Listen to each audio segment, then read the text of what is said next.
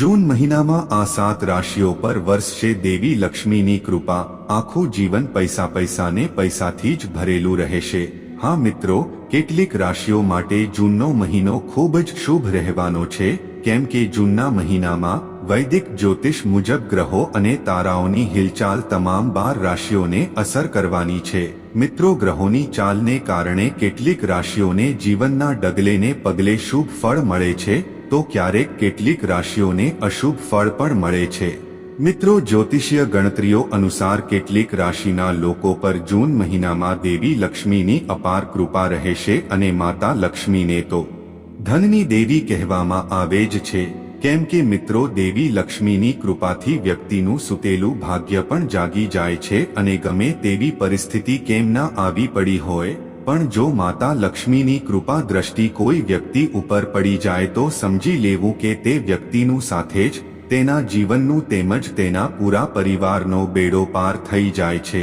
તો મિત્રો, આવો જાણીએ કોના માટે જૂનનો મહિનો રહેશે ખૂબ જ શુભ અને લાવશે જીવનની દરેક તકલીફોથી અંત, તેમજ રાશિ મુજબ વ્યક્તિને આ મહિનો કેવું શુભ ફળ આપશે તે વિશે જાણીએ તે પહેલા મિત્રો, આપ સૌને નમ્ર વિનંતી છે કે જો તમે આજના વિડીયોને લાઇક ના કર્યો હોય તો લાઇક કરી દેજો અને ચેનલ પર નવા હોવ તો ચેનલને સબસ્ક્રાઇબ કરીને વિડીયોને વધુમાં વધુ શેર કરજો। અને જો તમે પણ ઈચ્છો છો કે માતા લક્ષ્મીજીની કૃપા દ્રષ્ટિ તમારા પર બની રહે તો કોમેન્ટ બોક્સમાં જય માતા લક્ષ્મી ચોક્કસથી લખજો। તો શરૂ કરીએ આજનો વિડીયો। નંબર 1, મેષ રાશિ। મિત્રો, આ મહિનો તમારા માટે આત્મવિશ્વાસથી ભરપૂર રહેશે, પરંતુ તમારું મન વ્યગ્ર રહેશે અને તમે તમારા પરિવાર સાથે કોઈ ધાર્મિક સ્થળની યાત્રા પર જઈ શકો છો। તમને પૈસાની અધિકતા રહેશે તેમજ તમારા સ્વાસ્થ્યને લઈને તમારે સાવધાન રહેવું પડશે। સાથે જ તમારામાં ધીરજનો અભાવ રહેશે અને તમને તમારા મિત્રોનો સહયોગ આ મહિને મળી રહેશે। મિત્રો, જે લોકો અભ્યાસ કરે છે તેમને શૈક્ષણિક કાર્યમાં સફળતા મળવાની પૂરેપૂરી સંભાવના છે। નંબર 2, વૃષભ રાશિ।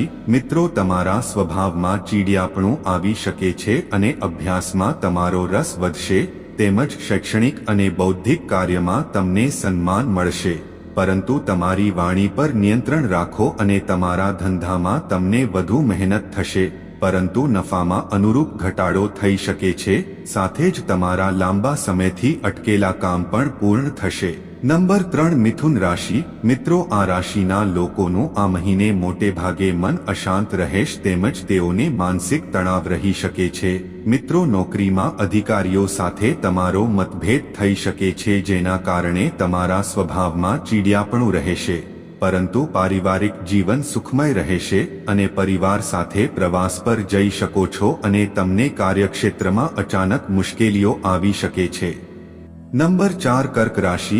મિત્રો, જૂનનો મહિનો આ રાશિના લોકો માટે આત્મવિશ્વાસથી ભરપૂર રહેશે તેમજ જીવનસાથી સ્વાસ્થ્ય સંબંધી વિકૃતિઓથી પીડાઈ શકે છે જેના કારણે તમારું મન વ્યગ્ર રહેશે।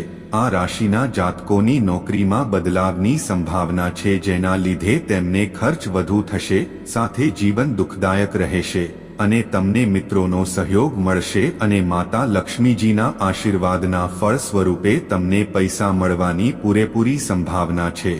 તેથી તમે તમારી વાણી ઉપર કાબૂ રાખો અને તમે જે કાર્ય કરી રહ્યા છો તેમાં પૂરા મન, દિમાગ અને પૂરી શ્રદ્ધાથી કાર્ય કરો। નંબર 5, સિંહ રાશિ।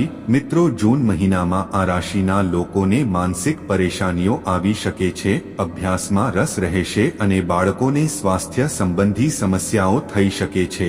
પારિવારિક સમસ્યાઓ તમને પરેશાન કરશે, મન વ્યગ્ર રહેશે।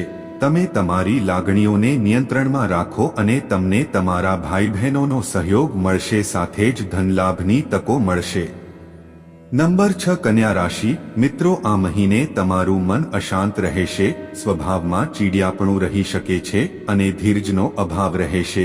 જે લોકો અભ્યાસ કરી રહ્યા છે તેમને શૈક્ષણિક કાર્યમાં અવરોધ આવી શકે છે, વધારાનો ખર્ચ થશે, તમને મિત્રોનો સહયોગ મળશે, કાર્યક્ષેત્રમાં મુશ્કેલીઓ આવી શકે છે જેથી કરીને તમે જે કોઈ પણ ધંધાકીય કાર્ય કરો છો કે પગલું ભરો છો તે વિચારી સમજીને લેવું।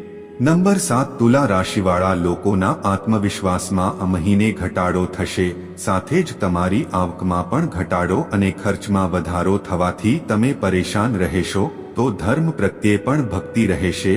પારિવારિક સમસ્યાઓથી પરેશાની થઈ શકે છે, પરસ્પર મતભેદ વધી શકે છે. તમારા સ્વાસ્થ્યને લઈને સાવધાન રહો અને તમારી સંચિત સંપત્તિમાં મહિનામાં ઘટાડો થવાની સંભાવના છે અને તમને ભાઈઓ તરફથી સહયોગ મળવાના યોગ બની રહ્યા છે. નંબર 8 વૃશ્ચિક રાશિ. મિત્રો, વૃશ્ચિક રાશિના જાતકોને માનસિક શાંતિ રહેશે અને તેઓ આત્મવિશ્વાસથી સભર ભરપૂર રહેશે. તેમની નાણાકીય સ્થિતિમાં સુધારો થશે, તો સાથે જ કેટલાક પેન્ડિંગ પૈસા પાછા પણ મળી શકે છે.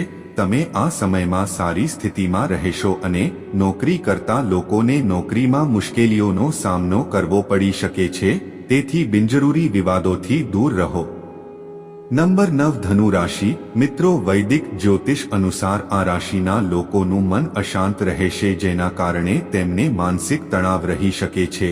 આ સમયમાં તમારે વધુ પડતા ગુસ્સાથી બચવું જોઈએ અને તમને પૈસાની કમી રહેશે, તેથી વિચારીને ખર્ચ કરો. તમારી વાણીમાં કઠોરતાનો પ્રભાવ રહેશે અને તમને સ્વાદિષ્ટ ભોજનમાં રસ વધશે, તેમજ તમને મિત્રોનો સહયોગ મળશે. નંબર 10 મકર રાશિ. મિત્રો, તમારા પરિવારમાં ધાર્મિક કાર્યો થઈ શકે છે, તેથી જ માતા તરફથી તમને પૈસા મળવાની સંભાવના છે.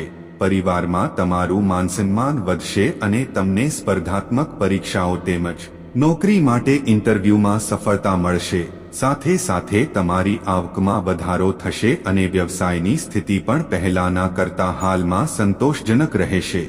નંબર 11 કુંભ રાશિ.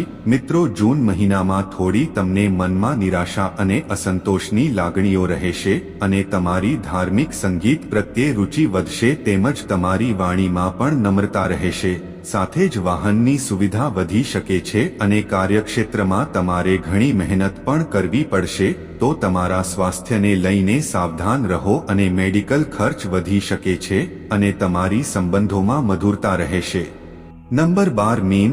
મિત્રો, આ રાશિના જાતકોનો આત્મવિશ્વાસમાં આ મહિનામાં ઘટાડો થશે અને તેમનું મન પણ વ્યગ્ર રહેશે. તમને તમારા પિતાનો સાથ અને સહયોગ મળશે, જેના કારણે પરિવારમાં સુખ શાંતિ રહેશે. મિત્રો, ધાર્મિક કાર્યોમાં તમારી રુચિ રહેશે અને તમને મિત્રોનો સહયોગ મળશે. આ સિવાય પરિવારમાં પરસ્પર મતભેદ થઈ શકે છે, તેથી ખર્ચમાં વધારો થશે અને ધનલાભ થવાની શક્યતાઓ પણ છે. તેથી કોઈ પણ કાર્ય કરવા પહેલા સમજી વિચારીને કરો અને વધુ પડતા ખર્ચ ઉપર કંટ્રોલ રાખો. તો મિત્રો, આજનો વિડિયો પસંદ આવ્યો હોય તો વિડિયોને લાઇક, શેર, સાથે ચેનલ પર નવા હોવ તો ચેનલને સબસ્ક્રાઇબ કરીને કોમેન્ટ બોક્સમાં તમારી આમાંથી કઈ રાશિ છે તે અવશ્ય જણાવજો.